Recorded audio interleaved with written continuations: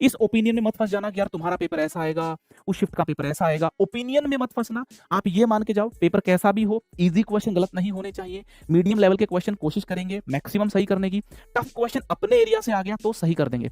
Screen पे मैं एक सवाल लेकर के आया हूं, लल्लू सवाल है, बहुत बार टीचर्स बताते हैं, चाहे मैं हूं कोई भी अच्छा टीचर हो ये बताता ही है कि यार मोड Z1 माइनस Z2 का मीनिंग क्या होता है। मोड Z1 माइनस Z2 के मीनिंग के ऊपर पूरा सवाल टिका हुआ है। आप इस सवाल को ओरली सोल्व कर सकते हो माइंड में सोच करके कि यार हाँ मेरा आयोटा कहाँ है, माइनस आयोटा कहाँ है, 1 कहाँ है, ट्राइंगल बनेगी, कितने पॉइंट ऐसे हैं जो तीनों वर्टेक्स से बराबर दूरी रखते हैं, 1 पॉइंट सर्कम सेंटर। फट से इसको अटेम्प्ट किया जा सकता है ना। बता देता हूं पूरा सोल्यूशन, खैर मैं तो बताऊंगा, अदरवाइज ये ओरली सोल्व करने का सवाल था। मतलब सवाल ऐसे आए हैं, मैथमेटिक्स में बहुत कम होता है कि आप चीजों को ओरली समझ के सोल्व कर दो। यहाँ पे पूरा जो कॉन्सेप्ट है वो Z1 माइनस Z2 मोड का कॉन्सेप्ट है। Z1 माइनस Z2 का जो मोड है वो एक डिस्टेंस को डिनोट करता है। अगर आर्गेंट प्लेन ले लें, उसमें Z1 एक पॉइंट लो, Z2 एक पॉइंट लो, तो Z1 और Z2 के बीच का जो डिस्टेंस है ये डिस्टेंस रिप्रेजेंट करता है मोड Z1 माइनस Z2। तो यहाँ पे ये एक डिस्टेंस है, ये एक डिस्टेंस है, ये एक डिस्टेंस है। तो Z का डिस्टेंस आयोटा के साथ है, Z का डिस्टेंस यहाँ पे आप देखोगे तो वो माइनस आयोटा के साथ है, और यहाँ पे Z का डिस्टेंस 1 के साथ है। अगर मैं रिप्रेजेंट करूं आर्गेंट प्लेन में, यहाँ पे ले लेते हैं आयोटा, यहाँ पे ले लेते हैं माइनस आयोटा, और यहां मेरे को मिलेगा 1। ठीक है, ऐसा कौन सा कॉम्प्लेक्स नंबर है Z जो इन तीनों से बराबर डिस्टेंस रखता होगा?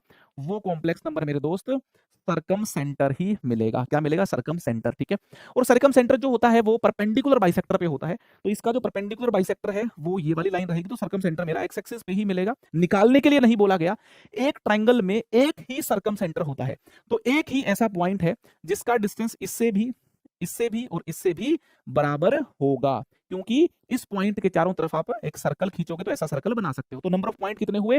1 पॉइंट हुआ, और ये 1 पॉइंट भी कौन सा है? ये सरकम सेंटर है।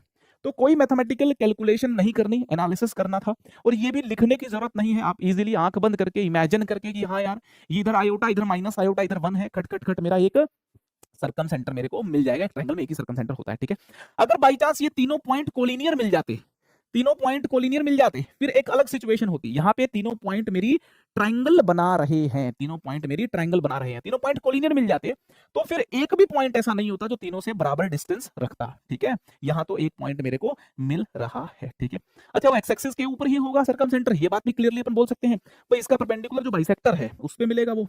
ठीक है, और वो अपना एक्स एक्सिस के ऊपर ही होना पड़ेगा।